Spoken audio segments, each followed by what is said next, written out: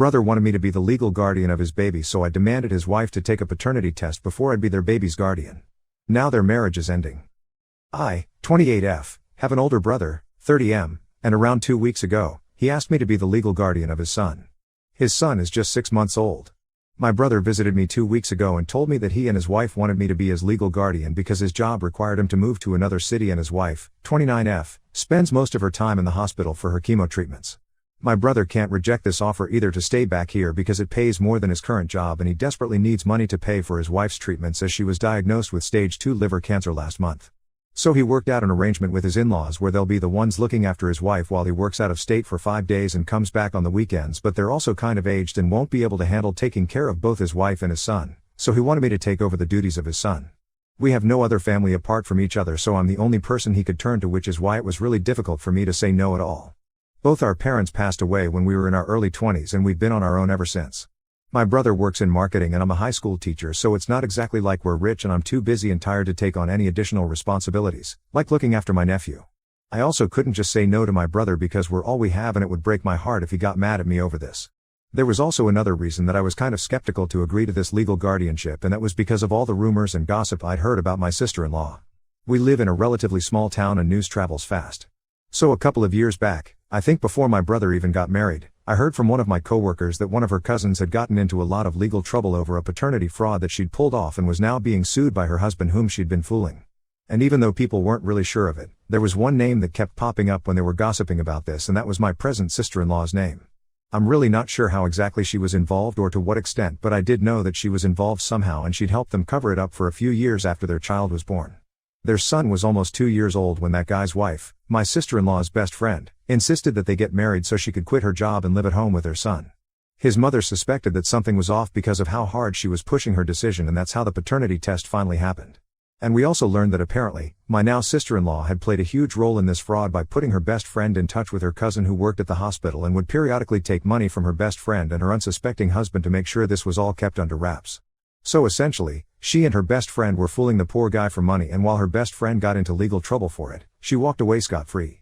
Almost 2 years ago, my brother told me that he'd met a woman and it happened to be the same woman whom I'd heard about in this paternity scam gossip.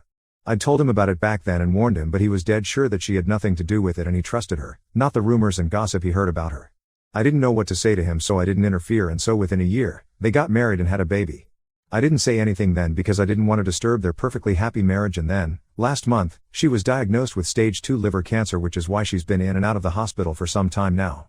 I haven't said anything about what I heard from my friends back then, but when my brother said that they wanted me to be their son's legal guardian, I decided that I didn't want to get caught up in anything right now, and so I told him that I'd only agree to the legal guardianship because he didn't like the implications of what I was saying and said that I was needlessly doubting his wife even though they'd been together for so many years now. But I stuck by what I said and told him that I wasn't going to be his son's legal guardian if he didn't get the paternity test done first, because I really didn't want any unnecessary trouble in case there really was something that she was hiding still. So after a lot of arguing, he finally gave in and told me that he'd get it done. Then, I didn't hear from him for 2 whole weeks, but all of a sudden, 3 days back, he called me and told me that I no longer needed to sign anything and that he was staying here. I was confused because he just canceled the move out of the blue, so I asked him what changed and he told me to mind my own business and then hung up on me. That really threw me off because my brother was a generally nice and polite person, so I had absolutely no idea what changed in these past few days. I couldn't even ask anyone else because the only person who was likely to know what was going on with him was his wife, and I didn't want to speak to her, so I waited for a day for my brother to come around on his own and tell me what was going on, but he didn't. So I did what I had to and called up my sister-in-law instead for some answers. She answered as soon as I called, and when she did, she didn't waste a second before she started screaming at me and accused me of ruining her marriage. I don't know why she said any of that, but one thing's for sure, something awful has happened, and I'm afraid that it has to do with the paternity test. I'd only been hellbent on my brother getting the test done because I wanted to buy myself some time to think about what I wanted to do about the guardianship, and also I didn't want to invite trouble just in case he wasn't really the parent. But I'm guessing that there was something that his wife had been hiding, and my insistence on the paternity test must have opened some can of worms, because otherwise, I couldn't think of a single reason why my brother would make such a decision. I feel awful because just for my own selfishness, I've potentially ruined my brother's marriage, and it doesn't help that his wife's suffering from cancer as well. Ida for insisting that my brother get a paternity test done before I agree to be the legal guardian of his baby. Update 1. Thank you for all the kind messages and comments. I'm glad to know that not everyone's judging me for wanting to put myself before anyone else. I spoke to my brother today and he told me everything that had happened in the past 2 weeks after I asked him to get the paternity test done. He told me that after he met with me, he went straight home and told his wife what I'd asked for. He'd assumed it would be a pretty straightforward conversation since he didn't think his wife would disagree, but she was very against it and it didn't make sense to him. She said that it was insulting that I wanted him to get a paternity test done because that just meant that I still believed she was a scammer, and even worse, she'd been scamming her own husband. So she was against the whole idea of the paternity test and wanted him to look for alternatives. But her reaction to the suggestion of getting a paternity test done was so overly emotional that even he began to suspect that something was off about her behavior, and after a few days of wondering what to do, he finally gave in and decided to get the paternity test done without telling his wife about it. He didn't know what to expect but was secretly hoping that he wouldn't find out anything that he didn't want to. Unfortunately, I think everyone knows by now what he must have found out. My brother and his son weren't a match. He was so shocked by the results the first time that he got the test done a second time, just to make sure that there had been no mistakes, and even the second time around, the result remained the same. He was in shock about what he'd found out, since this meant that his marriage was a lie, but he had no idea how to confront his wife. He'd never paid any heed to the rumors he'd heard about her, not even when I'd warned him, but now, as it turns out, everyone else had been right and he'd been the one who was dead wrong about his wife. A few days after he got the results, he decided to finally confront his wife. At first, she tried to deny it, but there was no running away from the truth anymore when he knew for a fact that he's not the father of the son he'd been raising for so long. After a while, she finally confessed to him that a while ago, when they'd just gotten married, she'd had an affair with one of her friends when he happened to be out of town, and that's how she got pregnant. She never came clean about it either because she felt like that was going to ruin their marriage for good, and once she got pregnant, she knew that she didn't want to be with anyone else apart from my brother. My sister-in-law also spilled the beans on the first paternity scam she pulled off by revealing that she'd been the one who put her best friend in touch with her cousin who used to work at the hospital back then, and her friend's husband never would have found out either if he hadn't gotten another paternity test done independently from a different hospital. So whatever people had been saying about her was true. I can't believe that in spite of knowing the consequences of cheating and lying, she still went through and put my brother through the same thing. It's unbelievable and disgusting, to say the least, and now, I'm really glad that I pressured my brother into getting a paternity test done, or else he might not have been able to find out about any of this. She didn't have a job when she married my brother, and after she got married, she decided that she wanted to be a stay-at-home mom, so it had been my brother who'd been supporting her every step of the way. So it wasn't the fact that she was finally sure of him that made her stay with him and pick her marriage over affairs, but the fact that she literally didn't have anyone else to go to once she got pregnant. My brother thinks that that's the real reason he stayed, and I agree with him. If she could cheat on him 1 year into their marriage, then she didn't really love him, and the only thing that made her stay with my brother was the fact that he was willing to look past her history, trust her implicitly, and provide for her without questioning her. She only cared about herself, and while my brother is still struggling to come to terms with that, I'm not. I'd always known that my sister-in-law wasn't the most trustworthy person, but had kept it all to myself since I didn't want to stir up any unnecessary trouble in my brother's life, and he seemed to be really in love with her. And the fact that they were pregnant within a year of their marriage. I couldn't say anything that could potentially mess up their marriage when they were about to have a child together, and once my nephew was born, there was no way I was going to talk crap about my sister-in-law, because that would inevitably end up with me and my brother never speaking again. So I stayed silent, but the truth was bound to come out someday. I just regret that I wasn't the one to stop this from happening. My brother has filed for divorce and full custody of his son. His wife is devastated and insists that she really does love him now, but there's no taking back what she did. I, for one, am happy that he's made the decision to leave, even if it is after so many years.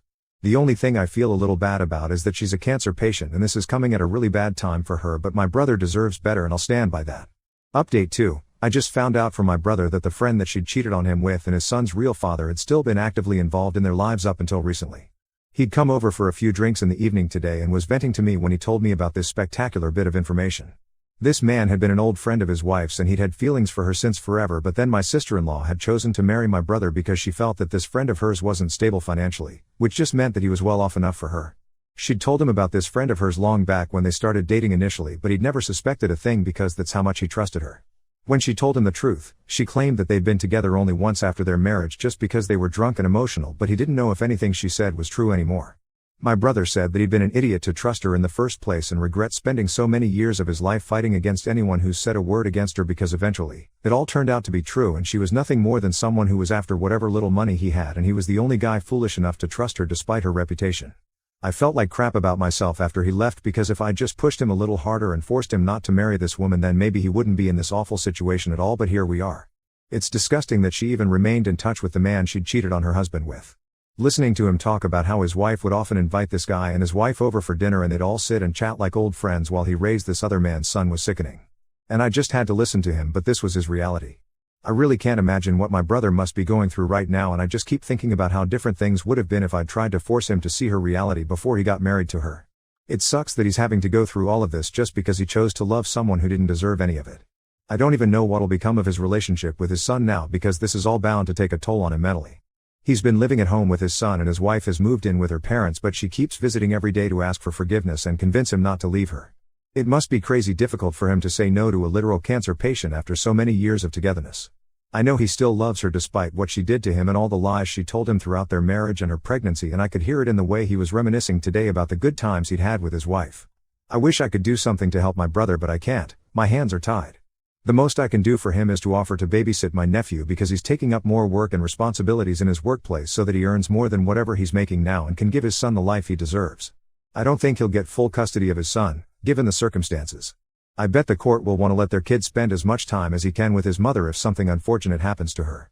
It's unlikely that she'll be able to fight the cancer longer than she already has, and as far as I know, her condition has been steadily worsening for the past few months. To be honest, at this point, I don't even know what to feel about anyone involved in this situation, including myself. I tried my best to warn my brother back when he was dating my sil, but he didn't listen, so it's not like I'm in the wrong here either, but I also can't just shake off the guilt. All I can say for sure is that every single adult involved here has failed my nephew and made a complete mess of things, including me. I just hope we're all able to come out of this as better people now. Update 3, it's been a week and a half since my brother last visited and he's been really caught up with work. He dropped by today and requested me to watch my nephew for a couple of hours as he had to go visit his lawyer urgently, and I agreed because this was the least that I could do for him when he was in such a state. Once he came back, he told me that his wife had told her friend about who was the real father of her son and he's willing to fight for custody as well if my brother doesn't agree to his wife's terms. He told me that she's still willing to patch things up with him and even tried to play the cancer card by saying that she wouldn't even be around for much longer probably, so he should just let her spend the last few months of her life peacefully instead of being so selfish and disrupting it all with legal complications. She doesn't even understand that the custody battle isn't a way to get back at her but is just to ensure that even if she does pass away, her so-called friend isn't able to just swoop in and take his child away from him just because he's his biological father. Only a truly selfish human being would imagine that this is all about them. The only thing that my brother is doing to get back at her, as she says, is the divorce, and that's just because he respects himself too much to spend any more time with someone who has done nothing but use him for these past couple of years.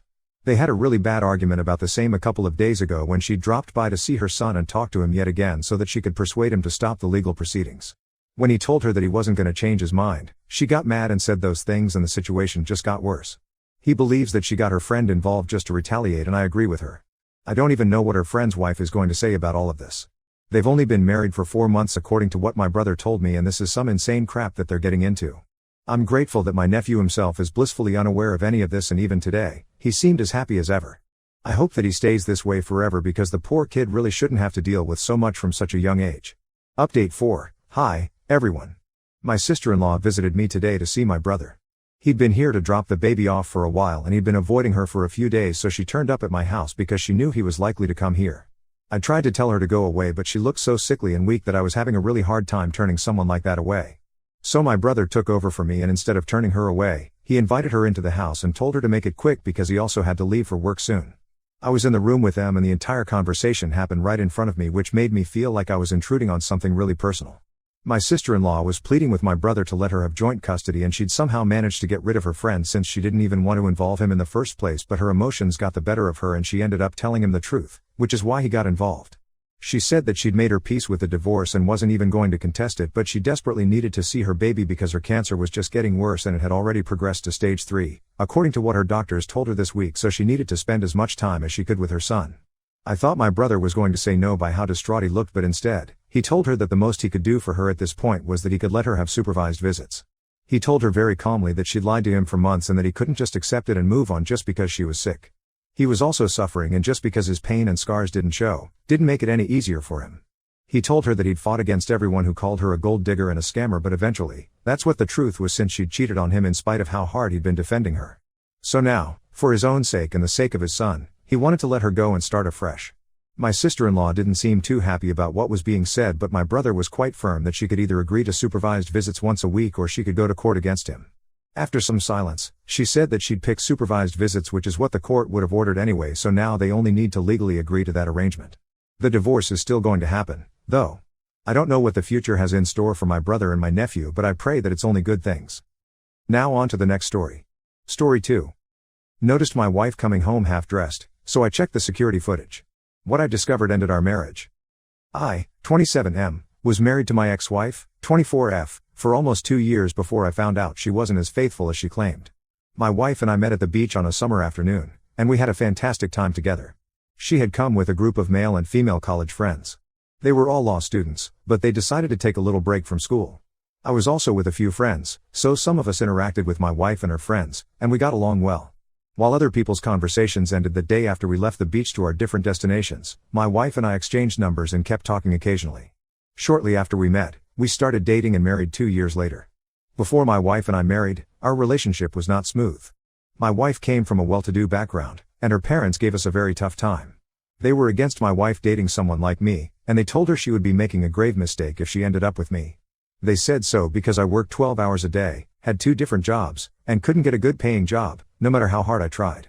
Her parents were a pain in the ass, but because we loved each other, we vowed to get married, with or without her parents' approval.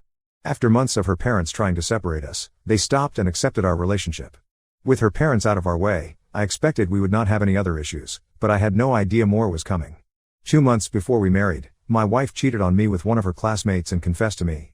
She said it happened by mistake, and the guilt had been eating her up. Meanwhile, I had noticed during the time she claimed it happened that she was always looking sad and somehow depressed, and each time I questioned her to find out what was bothering her, she would say she was okay. When she confessed that she had cheated on me with her classmate and couldn't explain how it happened, I forgave her. Now that I share my story, I regret making such a mistake and wish I was smarter. I believed she wouldn't do it again because I felt if she came clean by herself and didn't wait for me to find out, then she was genuinely sorry. This was very hard on me, but because I was young, stupid, and in love, I forgave her, and she promised it would never happen again. We continued with our wedding and were married for almost 2 years. Though we never discussed her escapade with her classmate again, it never left my head. I remembered her confession every day, but I never mentioned it or talked about it. I tried my best to let it remain in the past because she had moved on, and she was trying her best to be my perfect wife. She was extremely nice to me, pampered me, and treated me like the only man in the world. I don't know if it was her way of saying sorry for what she had done, but irrespective of everything she did, each time I looked at her, I wondered if she was still sleeping with him behind me. It got to the point where I began to feel bad because I thought I was still holding on to the past, and I wasn't enjoying our marriage like I should have. It took me a whole year after we married to forcefully put everything behind me and go with the flow. I knew I had not cared for her like I had initially planned from the beginning of our relationship. So, I started making little effort, like making breakfast in bed for her and fixing dinner for us before she returned from work. My ultimate plan was to do something very special for us on our 2nd anniversary, and I looked forward to it. Eventually, the day of our 2nd anniversary reached, and I made all the preparations to sweep her off her feet and at least make up for the times I didn't treat her right. I even got a costly gift, the dress she would wear, and accessories to go with it. I went home early that day from work and waited hours for her to return. When she didn't return home like I expected, I called her to ask why, and she said one of her professors fixed an impromptu class, and she couldn't miss it because attending the class came with a score. I felt disappointed when I heard that, but didn't try to argue. I expected that since it was our wedding anniversary, she wouldn't want to miss a special occasion like that. I can't explain why, but that feeling of her doing something behind me crept up again, and I couldn't shake it off this time. To be at peace with myself, I decided to check her Snapchat location, and it was different from the location she schooled at. I didn't believe it at first, but after checking thrice, I realized my wife had been lying to me again. I went to the location without wasting time, and it rang a bell. It was the same apartment her classmate, whom she slept with before we married, lived in. I'd lie if I said I could explain how we felt that evening. Being heartbroken or disappointed would not describe it enough. I wanted to storm into the apartment and attack her, but I had a better idea. I called her proud parents to come over to the apartment so we could surprise her for our anniversary. I knew they would come because they would do anything for their only child. Not long after I called, her parents arrived, and we went to the apartment to say, surprise. As soon as we knocked on the door, and her lover came to open, her parents saw her walking totally naked inside the house. Her father yelled her name, and her mother pushed her app aside and charged in. I'd love to say that everything was disastrous that evening. She didn't know if she was begging me or her parents. I watched her as mother screamed and questioned her, and her father stood there in shock after she covered herself with the sheets. I didn't say much. I only told her it was over between us and that her cheating on me again was my fault. She didn't understand, and I didn't bother explaining. I don't know what happened between her and her parents after I left. She came home later that week and asked if we could talk. When I said no, she picked the things she needed and left the house. She didn't even press for me to let her explain. I didn't know what to think or assume when she acted that way. Before she came home to take her stuff, I already contacted a divorce lawyer, and when the papers were ready, she signed them without hesitation. Until today, I still wonder if she ever loved me like she claimed or was only enjoying the tussle of power with her parents. The last time I tried stalking her on Facebook, she posted a picture of her and her app with a mushy caption. I was so angry, and I blocked her instantly. Because of that picture, I quit sulking and wondered if she loved me. I saw how happy she was, and I felt stupid for still living in the past and putting my life on hold. I am fine now and have moved on faster than expected. I also realized that we have power over our emotions, and feeling miserable because of a cheating spouse should never be an option. I no longer care about her, all I care about now is me and my future.